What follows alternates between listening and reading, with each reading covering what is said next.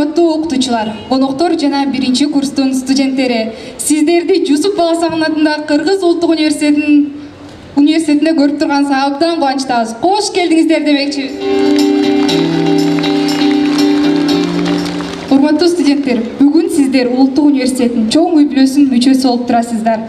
Бул өлкөбүздүн тарыхый жана эң алдыңкы жогорку окуу жайлардын бири деп биз ишеним менен айта алабыз. Кымбаттуу студенттер, ушул күндөн баштап сиздер Улуттук университетинин студенти болуп эсептелесиздер. Сиздерди кош келдиңиздер деп жана ошондой эле окуу жылдарыңыздар сиздер үчүн өсүүнүн, достуктун, ачылыштын жана чоң жетишкендиктердин мезгили болсун. Анда бесе бүгүнкү салтанаттуу аземибизди биз гимн менен баштоого уруксат этиңиздер. Кыргыз Улуттук университетинин гимни.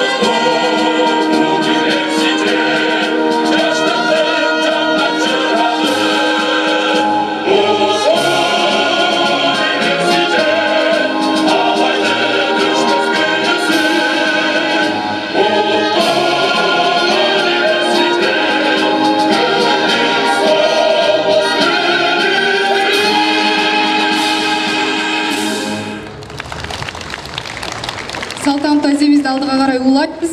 Урматтуу студенттер, сиздерди куттуктоо үчүн Жусуп Баласагын атындагы Кыргыз Улуттук университетинин ректору, география илимдеринин доктору Чонтоев Догдурбек Токтосартович агайыбыздын куттуктоосун экрандан көрмөкчүбүз. Иш сапарга байланыштуу бүгүнкү иш чарабызда тилекке каршы жок.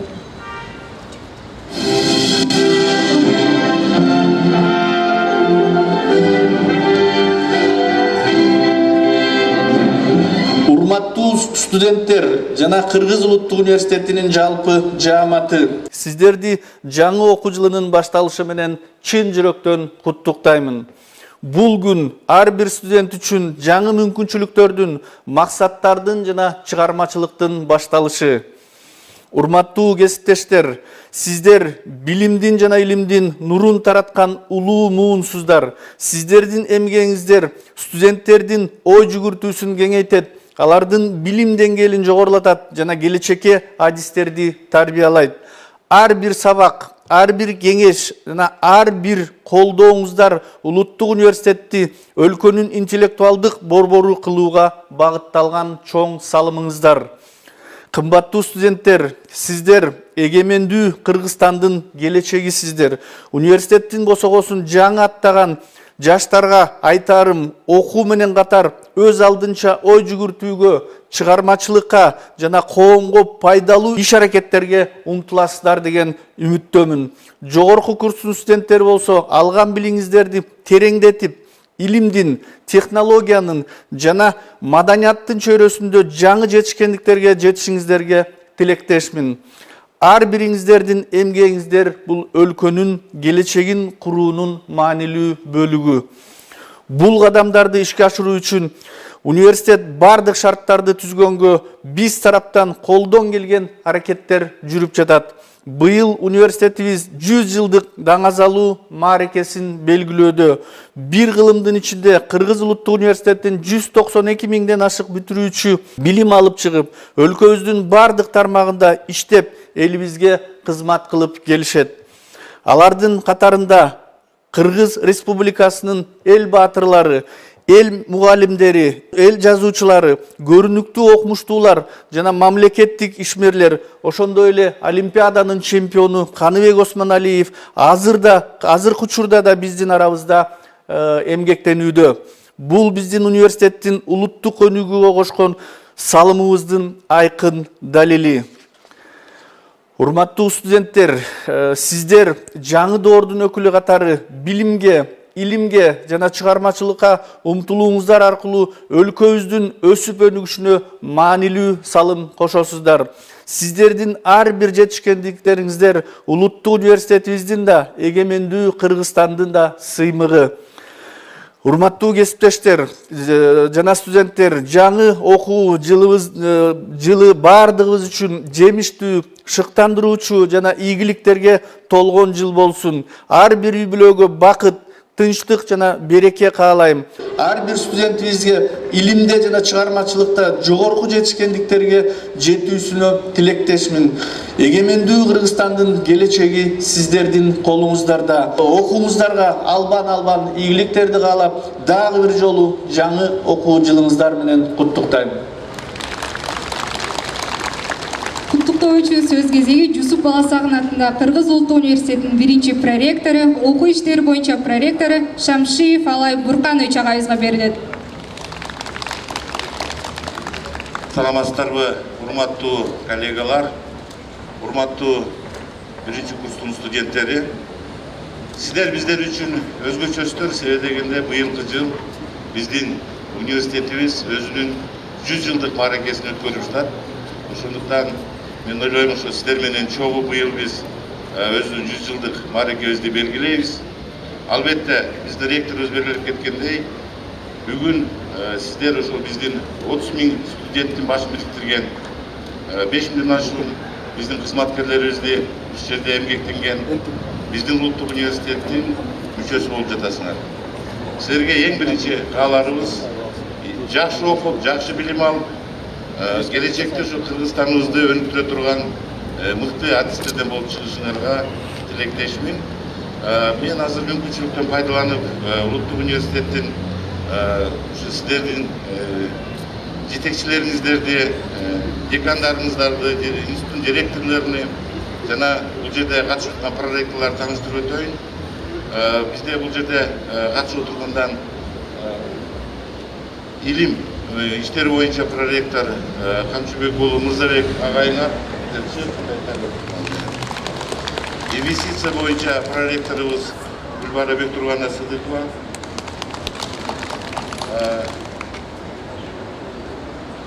эми мен азыр ар бир институттун факультеттердин жетекчилерине белгилеп өтөм. Ошо агайыңар менен таанышып алгыла. Анан дагы бир белгилеп кетчү нерсе, урматтуу студенттер, мен дагы бир жолу куттуктайм ошо биздин студент болгонуңар менен. Бул сиздер могу жерде турган биздин баш кыймаратыбыз.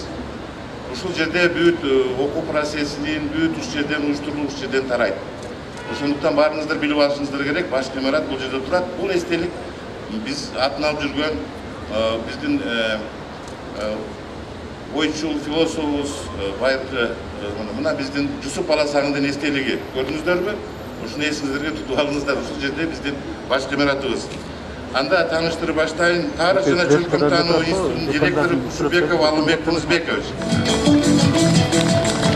Журналистика жана коммуникация институтунун директору Кастук Шириналиевна. Социалдык гуманитардык илимдер институтунун директору Жусубалиев Абдыкайым Рыспаевич. Кыргыз-Кытай институтунун директору Апаева София Гусейновна. Самединов атындагы педагогикалык институтунун директору Сулайманова Рахат Токтогуловна. Компьютердик технологиялар жана жасалма интеллект институтунун директору Рыспаев Амантур Розалиевич. Экономиканын жогорку мектебинин директору Мусаева Нуриза Мусаевна. Юридикалык институтунун директору Смоналиев Кынатбек Мойнокович, Асанов атындагы менеджмент жана бизнес институтунун директору Керимкулова Мейримкүл Кадаровна, Чет тилдер институтунун директору Уметов Кенжебай Каратаевич, математика жана информатика институтунун директору Юсенов Изат Абдраевич, физика жана электроника факультетинин деканы Токтогонов Самат Алмазбекович, химия жана химиялык технологиялар факультетинин деканы Субанкулова Дилара Автандиловна, биология факультетинин деканы Сулайманова Шафика Саматовна, география, экология жана туризм факультетинин деканы Токторова Рыскүл Алманбаевна, кыргыз филологиясы факультетинин деканы Жайлобаев Бактыбек Алманбетович, орус жана славян филологиясы факультетинин деканы Сардарбек кызы Нураев, Кыргыз Европа факультетинин деканы Нукеева Медина Нарбековна, эл аралык мамилелер жана чыгыш таануу факультетинин деканы Усубалиев Эсен Эсенкулович, мамлекеттик жана муниципалдык башкаруу факультетинин деканы Базакеева Кундузгүл Жаманчаевна, медициналык институттун директору Узакбаев Чыңгыз Камчыбекович,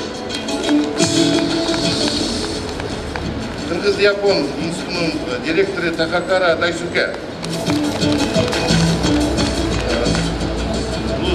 кадрларды кайра даярдоо жана квалификация жогорулатуу институтунун астындагы гимназиянын директору Нуралиева Гүлназ Малдалиевна,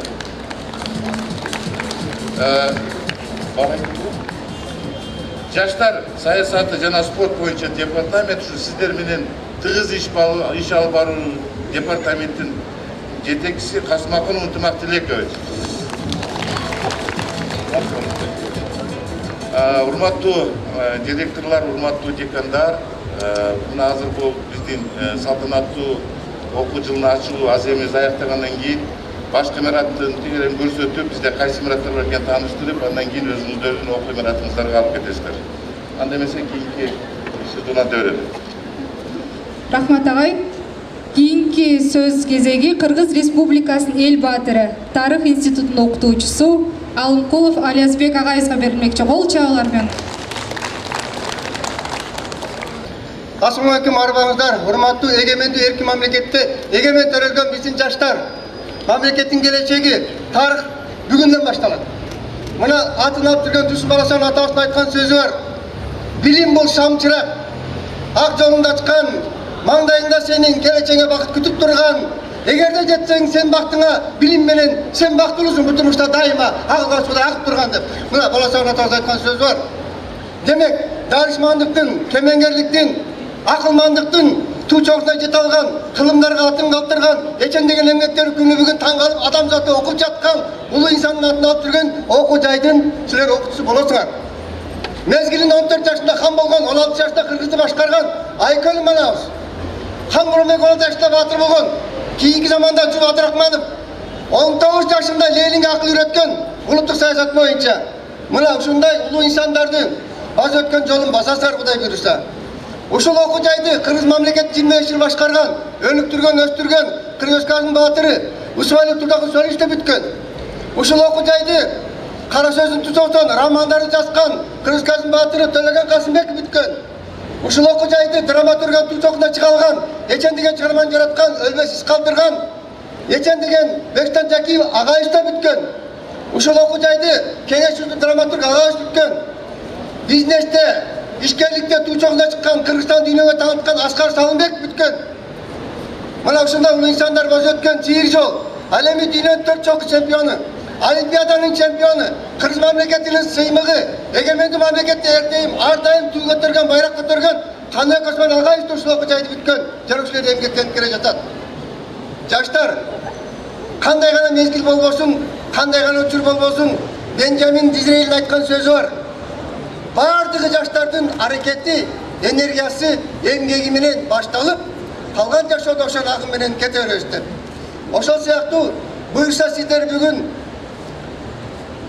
100 жылдык бир кылымдык тарыхы бар Кыргыз мамлекетинин окуу жайларынын флагманы болгон, ана башында турган, ата башында турган ушул окуу жайдын косоосун атап жатасыздар.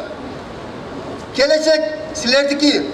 Уақыт ұшқанғыштай тез өтеді, аққан судай тез кетеді. Бүгін студент, ертең мемлекет иесі боласыңар. Ұшып бара жатқан жолыңарда ата-атан өткен ұлы инсандардың жолын жолдап, байрақ көтерген, Қырғыз мемлекетінің егемендігін еркіндік мемлекетінде дүниеге танытылған, ечен деген биік ашыларды ашқан, адам баласын таңғалдырған, иш қалтырған, әрдайым күшті, мемлекетті сүйген, елін сүйген, жеріне қызмет қылған, Алатауының қойнында шалқып жатқан ұлы елге тарихта қалтырған күшті инсан боласыздар деп сенеміз. Рахмат.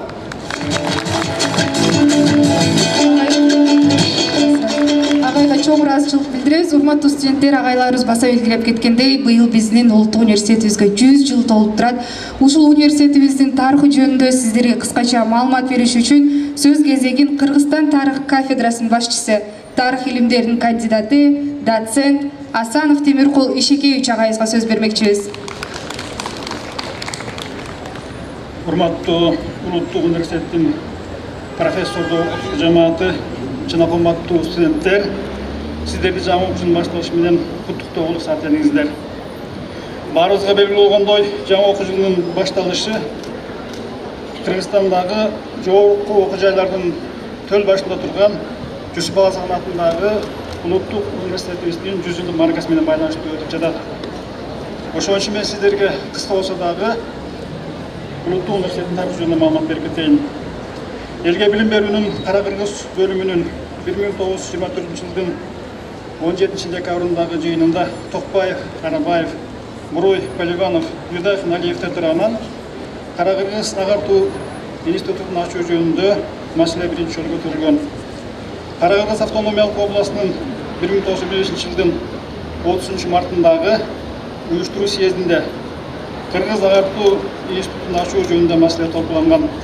Андан кийин Кара Кыргыз автономиялык областынын эл агартуу бөлүмүнүн коллегиясынын 1925 жылдын 3 майындагы отурумунун номер 5 протоколу менен төмөндөгүдөй токтомго кабыл алынган.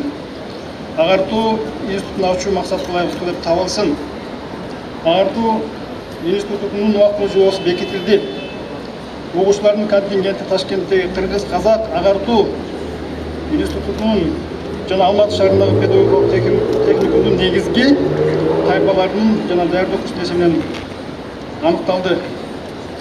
Агартуу институтунун убактылуу жобосунда азыркы болуп жаткан шарттарда улуттук агартуу институту областтын жогорку жайы болуп саналат деп белгиленген. РСФСРдин курамындагы Кыргыз автономиялык областынын советтердин аткаруу кабинетинин Орозбеков жетектеген 1925 жылдагы президиум жыйынында Кыргыз агартуу институтунун Бишкек шаарында ачуу максатка ылайыктуу деп табылсын деген токтом кабыл алынган. 1925 жылдын 25 октябрында Кыргыз агартуу институту расмий ачылган. Кыргыз агартуу институтунун биринчи контингенти буга чейин Ташкентте жана Алматыда окушкан 120 кыргыз уландардын жана кыздардын эсебинен толуп калган.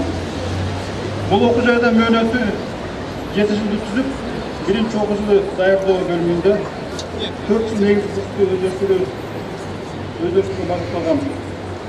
Кыргыз агартуу институту 1928 жылы Борбордук педагогикалык техникум болуп өзгөртүлгөн. Кыргыз педагогикалык техникумунун биринчи директору кызматында Петр Кузьмич Дахин, андан кийин Базар Данияров эмгектенген. Кыргыз педагогикалык техникуму өзгөчө мүнөздөгү жогорку жайга айланып, кийинки окуу курста, 4 курста студенттер тил, кыргыз орус, математика жана тарых боюнча адистешип баштаган. РСФСРдин эл комиссарлар советинин 1930 жылдын айындагы Кыргыз автономиялык республикасынын чарбалык жана маданий курулушу жана өнүгүшү келечеги жөнүндө токтомунда Кыргыз автономиялык республикасында педагогикалык жогорку жайын уюштуруу маселесин иштеп чыгуу аныкталган. Республиканын педагогикалык техникумдарынын алдында жогорку окуу жайларга өтүү үчүн абитуриенттерди даярдоо курстары уюштурула баштаган. 1938 жылы 13 январда Кыргызстанда биринчи жолу жогорку окуу жайы Кыргыз мамлекеттик педагогикалык институту ачылган. 1938 жылдын 5 ноябрында Кыргыз АСРнын Борбордук аткаруу комитетинин төрагасы Абдыкадыр Орозбеков менен Кыргыз обком партиясынын катчысы Баяли Исакеевдин катышуусунда Кыргыз мамлекеттик педагогикалык институту расмий түрдө ачылган. 1951 жылы 24 майда СССР Министрлер Советинин номер 1759 токтому менен Фрунзе атындагы Кыргыз мамлекеттик педагогикалык институтунун базасында Кыргыз мамлекеттик университети уюштурулган. 1954 жылы техникалык факультеттин базасында Фрунзе политехникалык, 1955 жылы дене тарбия факультетinin базасында Кыргыз мамлекеттик дене тарбия институттары жалгышуу биздин университеттен бөлүнүп чыккан. 1966 жылы Кыргыз СССРнын Жогорку Советинин президиумунун жарлыгы менен Кыргыз мамлекеттик университети Кыргыз СССРнын Жогорку Советинин грамотасы менен сыйланган. Кыргызстан Коммунисттик партиясынын Борбордук комитетинин жана Кыргыз СССР Министрлер Советинин 1972 жылдын 1 декабрындагы номер 505 токтому менен университет СССРдин 50 жылдык атындагы мамлекеттик университет болуп өзгөртүлгөн. 1982 жылы Кыргызстандагы билим берүүдөгү жетишкен ийгиликтер үчүн Кыргыз мамлекеттик университети эмгек кызыл ордени менен сыйланган. Кыргыз Республикасынын президентинин 1993 жылы 11 августтагы жарлыгы менен университеттин аталышы Кыргыз мамлекеттик улуттук университетине өзгөртүлгөн. Андан кийин Кыргыз Республикасынын президентинин 2002 жылдын 11 майындагы жарлыгы менен университет Жүсүп Баласагын атындагы улуттук университет деп аталып баштаган. Урматтуу бүгүнкү жыйындын катышуучулары баардыгын жаңы окуу жылынын башталышы менен куттуктайм. Учкан уябыз жана алтын бешигибиз Кыргыз улуттук университети мындан ары да гүлдөп өдүгө берсин. Рахмат. Агайга чоң ыраазычылык билдирмекпиз. Урматтуу студенттер, ушун менен бүгүнкү салтанат аземиз аягына келип чыкты. Ар бир факультет институттун жанындагы эжелериңиздер турат. Ошолорго Урматтуу жетекчилер, мына ар бириңиздер өзүңүздөрдүн студенттериңизге барып, өзүңүздөр тааныштырып, дагы бир жолу биздин башкы имаратты көрсөтүп, дагы кандай имараттарыбыз жөнүндө маалымат берип, өзүңүздөрдүн окуу имараттарыңыздарга алып барыңыздар. Урматтуу студенттер, дагы бир жолу куттуктайбыз. Буга чейин онлайн окуп жаттыңыздар, мына бүгүнкү окуу жылынын башталышы менен. Дагы бир жолу куттуктайбыз. Ийгилик барыңыздарга тең. кийинки иш-чараларга көрүшкөнгө чейин сак саламатта туруңуздар.